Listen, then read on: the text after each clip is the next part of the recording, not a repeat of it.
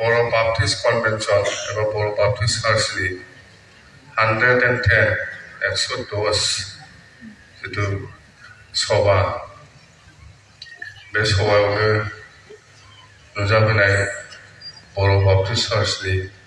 मानगोनां आफादगिरि आरो बेवहाय गोबां पास्टर रेभारेन्ड आलासि महरै नुजाफैदों आरो लोगोसे जोंजों फैफानाय सरन बर' बिथां प्रेस मोसाहारि बिथां एन्जय बर' बिथां आरो समसेरारि गिबि गिबियावनो आङो नोंथांमोन गासैनोबो आंनि गोसो गोरबोनि अननाय मोजां मोननाय आरो सिबिनायखौ बावहरग्रोबाय इसोरनि अननायावनो आंबो दिनै बेवहाय नोंथांमोनजों बे स्पेसियेल सभायाव बाहागो लाफैनो हानानै आङो प्रभु ईश्वर जिसु ख्रीष्टखौ आङो हामबाय होनो थिगैनो दंना इसोरनि अननायावनो इसोरनि आशीर्बादावनो आं दिनै बेहाय नुजाफैनो हादों जुदि इसोरनि आशीर्बाद गैयामोनब्ला आं बेहाय सफैगौमोन नामा एथ' मोजां बयबो ज' बेयो प्रभु ईश्वर जिसु ख्रीष्टनि आशीर्बादाव बे सभाखौ जों दिनै सभायाव जयै फैलायनो हादों सावरायलायनो हादों आरोबाव प्रभु ईश्वरनि प्रार्थनाखौ जोङो खालामनो हादों इसोरखौ फोथायनांगोन प्रभु ईश्वरखौ फोथायनांगोन फोथायनाय गैयाबा जेबो जानाय नङा आङो फोथायो मोनसे फोथायना फैदों आं दिनै फुङावनो आर'ज गाबनानै फैखानो आंहा मिथिबाय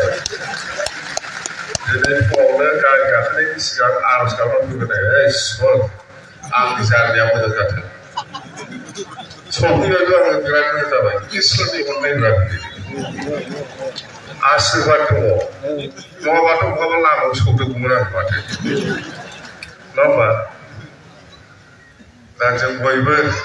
एथ' मोजां खौसेयै जयै बेहाय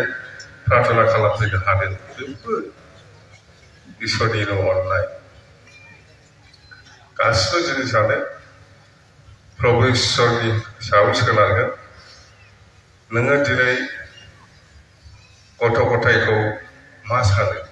हे प्रभु ईश्वर आंनि गथ'आ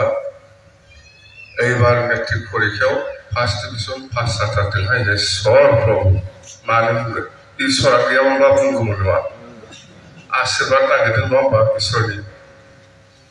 हे प्रभु ईश्वर एबार आंनि गथ'आ क्लास 12 फाइनाल होगोन मोजां मोजां पास जाथारदों हे इसोर प्रभु बुंना बुङा दे ना बुङा आंथ' बुङो नोंसोर बुंना बुङा आं मिथिया आंहाथ' बोर लाखानांगोन नोंसोरबो दिनै जेनेबा उदालगुरि बाजाराव थांनोसै सोरबाया थांगोन माबा मोनसे लानानै इसोर आं 100 थाखानि फाननो हाबा होथारगौ मानो बुङो दंखायथ' बुंदों बै जोंना खोनाना खोनाखैब्ला लास्टआव खोनाहैयोना दे जायखिजाया जोङो उदालगुरियानो जा बाक्सायानो जा जायखिजाया प्रभु ईश्वर जिसु ख्रीष्टआ जोंनो आशीर्बाद होथों जोंनि ओनसोलाव शान्तियै थाथों